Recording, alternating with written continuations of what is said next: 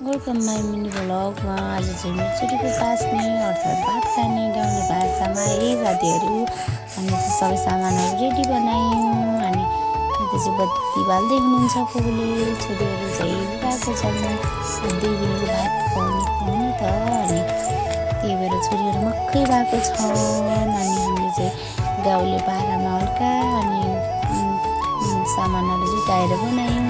अनि गाउँघरतिर यस्तो हो नि, साथीहरू कन्याले खुवाउने अनि कन्याले टिको लाउने पहिला भन्दो रहेछ। अनि त्यस पछाडि मेरो भान्जीले चाहिँ मेरो छोरीलाई टिका लाउँदै भात खुवाउँदै हुनुहुन्छ। अनि मेरो छोरी चाहिँ रुइरहेको छ। खान मनै लागेको छैन उसलाई, किन यस्तो गरेको होला भन्ने लागेको होला। अनि मेरो छोरी चाहिँ रुइरहेको छ साथीहरू। दिदीले टिका लाउँदै हुनुहुन्छ। उसले चाहिँ लाउने मानेको छैन, किन हो साथीहरू रुइरहेको छ। साथीहरू हामी चाहिँ घरकोले मात्रै हो, सबै घरकोमा फ्यामिलीले मात्रै हो भात खुवाएको है। अनि फुपू यता अर्को फदेनलाई समातिरहनु भएको छ। अनि चाहिँ यता दिदीको काखमा बसिरहेको छ मेरो छोरी। आन्टीले यता भात खुवाउँदैछ। अनि भान्जी चाहिँ मुसु हाँसिरहेको छन् मोबाइल हेरेर। टिका लगाइन् अनि आशीर्वाद दिएर खुट्टा दुख्दैछन् आन्टीले। अनि फेरि मैले मेरो छोरीलाई भात खुवाएँ।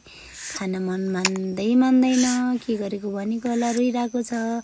अनि भान्जीले चाहिँ हेरिरहेको छन् मुसु हाँसेर। अनि मेरो छोरीलाई मैले चाहिँ आशीर्वाद दिँदैछु।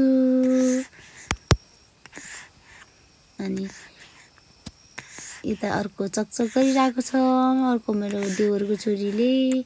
आज 2 दिनलाई हो नि त सँगै बास्ने भामा अर्थात् भात खुवाउने भनौँ न। अनि मैले मेरो छोरीलाई टिका लगाइसकेँ। अनि खुट्टा पनि ढोकेँ। अनि यता कान्छाको छोरीलाई पनि भात खुवाउन आएँ। अनि यता फुपूले खुवाउँदै हुनुहुन्छ मेरो छोरीलाई। रुइरहेको छ मेरो छोरी, मानेको छैन, खाना मनै मानेको छैन, के गरेको होला भनेको होला, रुइरहेको छ। अनि उता मेरो ठुलो छोरीले हेरिरहेको छ, यो के गरेको होला बहिनीहरूलाई, मलाई पनि गराइदिनुहोस् भनिरहेको छ। यता कान्छीको छोरी मक्खै छन् फेरि। उता मेरो छोरीले हेरिरहेको छ। फुपूले आशीर्वाद दिँदै हुनुहुन्छ। अनि टोपी मिलाउँदै हुनुहुन्छ फुपूले चाहिँ। गाउँघरतिर यस्तै हो साथीहरू, गाउँले पारामा हामीले मनायौँ। अनि मेरो छोरीले हेरिरहेको छ, कुरा गरिरहेको छ, फुपू मलाई पनि टिका लगाइदिनुहोस् भनिरहेको छ। अनि फुपूले टिका लगाइसक्नुभयो। अनि यता बाजेले खुवाउँदै हुनुहुन्छ अर्को नानीलाई। उता मेरो छोरीलाई मैले फुल्याउँदैछु। अनि आमाले मलाई टिका लगाउँदै हुनुहुन्छ। अनि यता बाजेले खुवाउँदै हुनुहुन्छ। अनि मैले आमालाई टिका लगाउँदैछु है साथीहरू। मेरो छोरीले मानेको छैन। अनि मैले आमालाई ढोकेँ। मान्दैन, रोइरहेको छ साथीहरू। फुल्याउँदैछु मैले मेरो छोरीलाई। अनि यता बाजेले लाउँदै हुनुहुन्छ मेरो छोरीलाई टिका।